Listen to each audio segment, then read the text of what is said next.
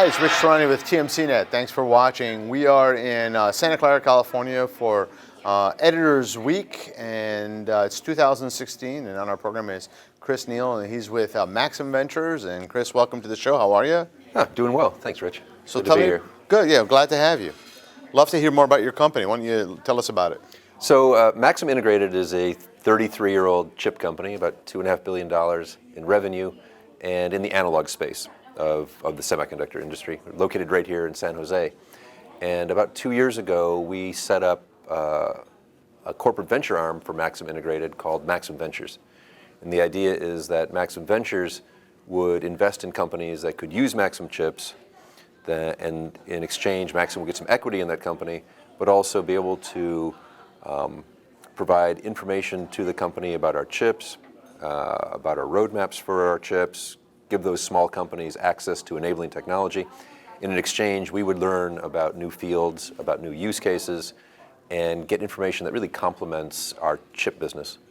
And that's a little bit about Maxim Ventures. Fantastic. And so what's your message to the world today? Like, what are some of the things that you'd like us to know? Yeah, so what we're looking at currently is, IoT is kind of an overused term. Sure. But I want to use it in the context of capturing data, measuring data, collecting that data, and then passing it up into the cloud so that analysts can turn that data into information, turn that information into insight, turn that insight into a decision, right? So in each of those steps, there's an increase in the value of what you're providing. And Maxim, being a component supplier, we haven't been able to capture a lot of that value as a chip maker. And we want to let people know that if you have an idea where you're trying to capture real-world measured analog data for use in kind of big data analysis or to solve some of the big problems in the world, whether it's the healthcare costs or whether it's the increase in energy consumption, or whether it's making factories more configurable, or whether it's making products more secure, that Maxim has solutions for you. So we'd be interested in talking with companies that could possibly use our technology, and we could employ our capital, our relationships, and our technology towards making your products perhaps better in the marketplace. That's great. And analog chips are used in a lot of applications, as you mentioned. Yeah, that's right. That's right. Our big focus over the past year or so, we made our first investment last July of 2015. So we've been making investments for maybe, 10, 11 months now. I'm sorry, 13, 14 months now. And our investments have mostly been in the wearable, healthcare, and fitness space. And the reason for that is we make products that are low power, that are small size, that are integrated, and that work well with sensors. Optical sensors, electrical sensors, and those are the types of products that you need. Those are the features that you have to have on products that you're going to wear on a day in, day out basis. So for those companies that are looking to come to you, what should they know in terms of how you're evaluating their potential for success and your potential for investment? Yeah. Okay. The very first question we ask is the use case. We really want to understand the use case, because I've found when you do investments that it's one thing to have a good idea, but you also have to understand the business well enough to know that can your idea really displace the incumbent? Sure. Right? And the incumbent sometimes is somebody just doing nothing. I'm not going to change anything I do. Right. Right? And that's a pretty strong force. And I've noticed that there's a lot of fear factor in new products, especially the more innovative ones create even more fear in people. An example would be, in a hospital environment, somebody says, I have the new way of monitoring patients in a hospital. Sure. Well, there's already ways of monitoring patients in a hospital. That sounds like a big infrastructure play. It sounds like something where, there's long-term ramifications. Geez, do I want to be an early adopter of technology in such a broad, in an expensive way? Sure. And so I'm really looking at companies that have strong use cases where the business side, the economic side of it makes sense. And I think that's where Maxim Ventures lends some value to Maxim Integrated, the chip maker, is that I can go out there and I can go evaluate the business opportunities for new markets and decide whether they're good markets for Maxim to invest resources in developing chips and technology. So that's number one. Is if someone wanted to come to me, they have to have a strong use case. Some things about Maxim Ventures is we invest in early stage companies because we're a chip company. We want to influence the bill of materials that are in these system level designs. Sure.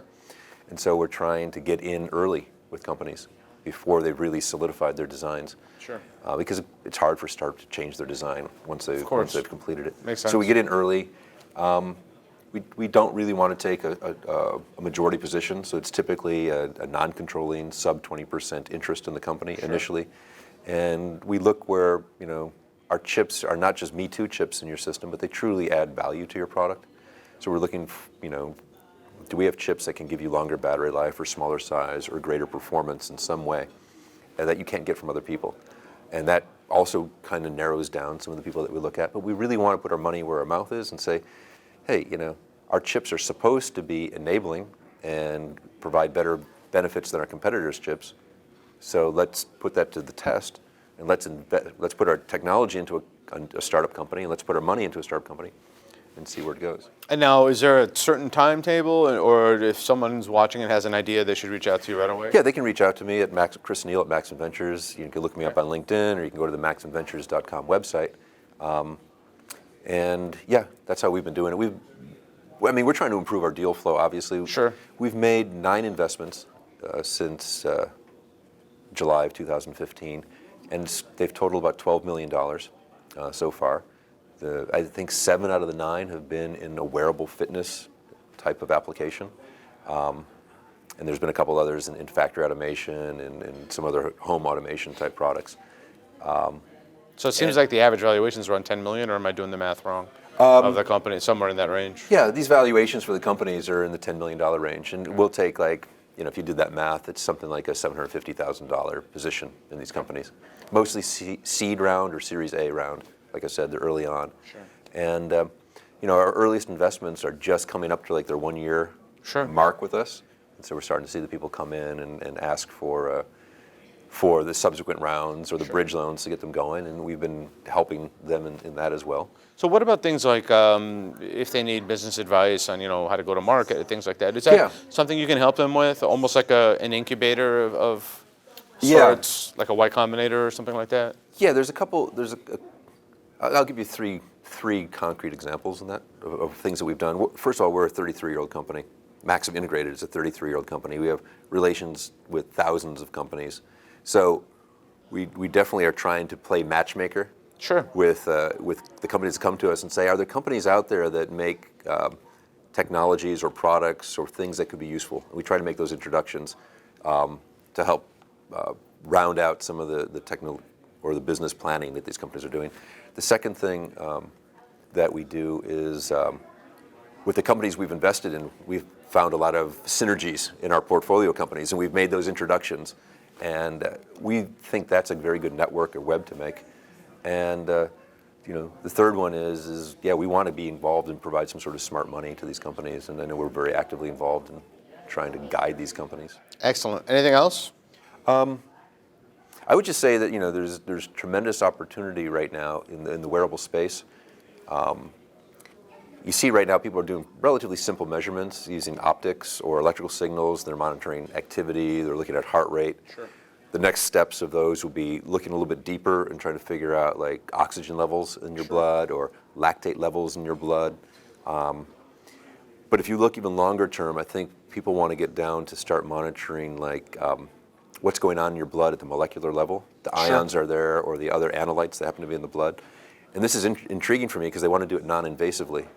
And I think the techniques are going to be out there where you can start monitoring the body for lower and lower concentrations of certain biomarkers. And it's going to require a synergy. This is really important for Maxim Integrated and Maxim Ventures. An important point is to create these sensors that are really going to be more and more precise and more with higher and higher resolutions.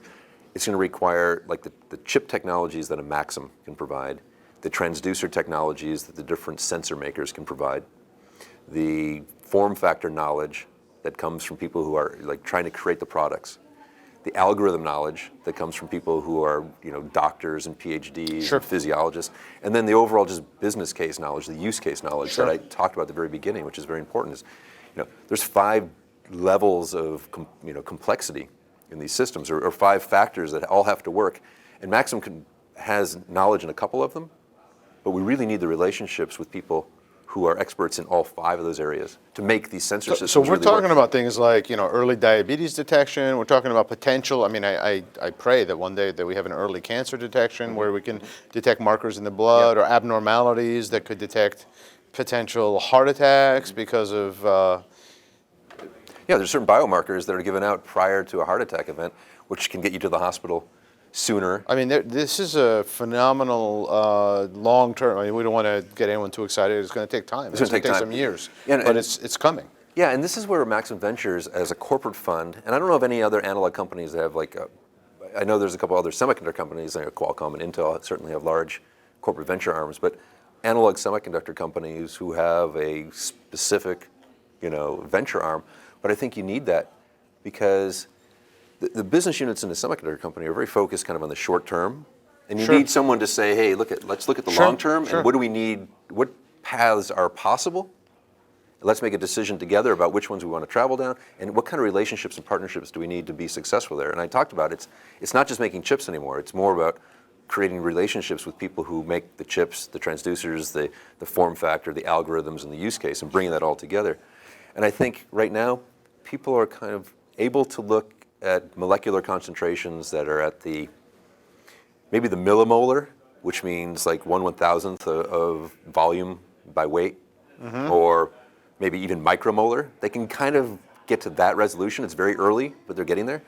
But to some of these biomarkers, you're going to need nanomolar type of resolution, or even picomolar, which is 1 to the -12th, right? 1/1,000,000,000th particle.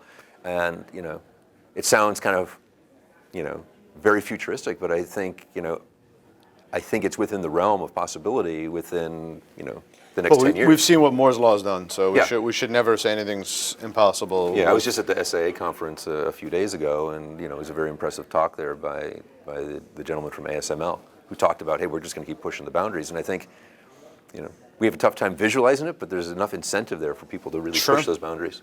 So that's exciting. So what you're doing is Pretty not exciting. only, I mean, you're working on something that generates revenue, increases the sales of your primary product, but at the same time could help humanity as a whole, which is admirable. Yeah, it's one of the more exciting jobs in the company, I think. It sounds Right? like it. Yeah, Yeah. it's really cool. Well, thanks for being here. This Hey, is thanks a lot, great. Rich. It was great. Nice talking to you.